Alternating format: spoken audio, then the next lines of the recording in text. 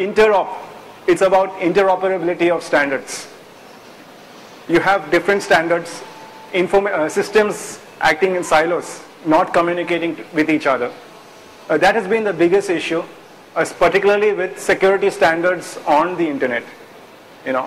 If systems, what good are the best of systems if they are not able to communicate with each other and share information?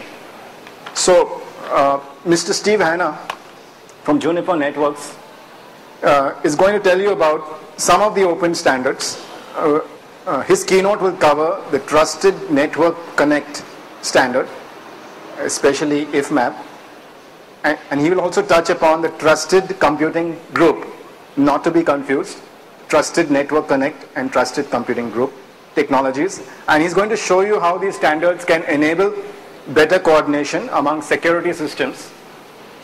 The emphasis on the talk will be on the business perspectives and the challenges and how TCG technologies address them. But I was just talking with Mr. Hanna, and he tells me that the important thing is for customers to understand what are all these standards all about and how do you take them forward when choosing and deploying your solutions. Just to give you a little background about Mr. Hanna, he is a distinguished engineer at Juniper Networks.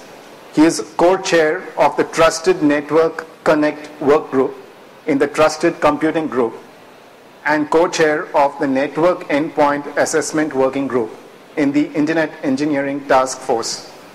Hanna is active in other networking and security standards groups, such as the Open Group and OAS-JS.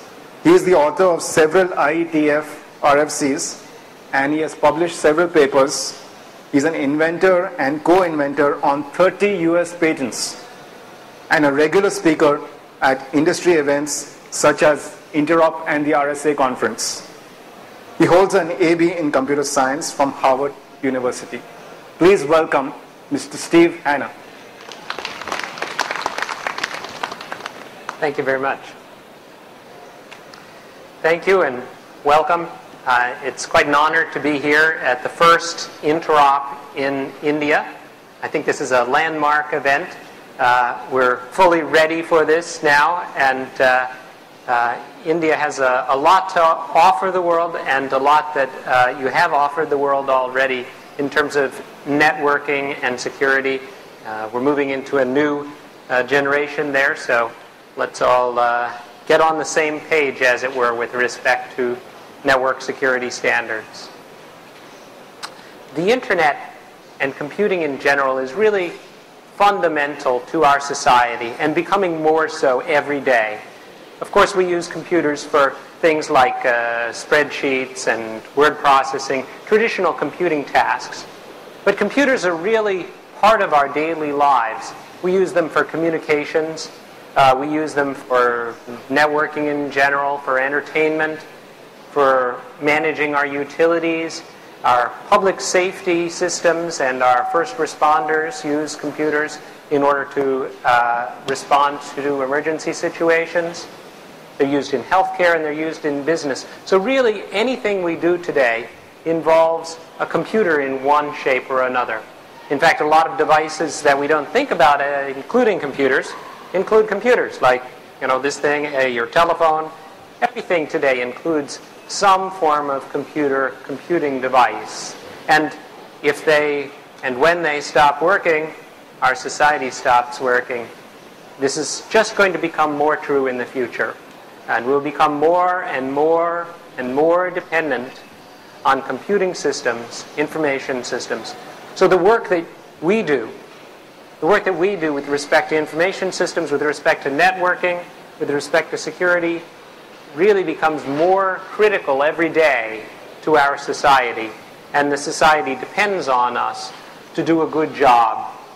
Unfortunately, there's an ugly truth about computing security and about computing in general, which is that the foundations of our system are not strong, that our computing infrastructure is not built on secure basis.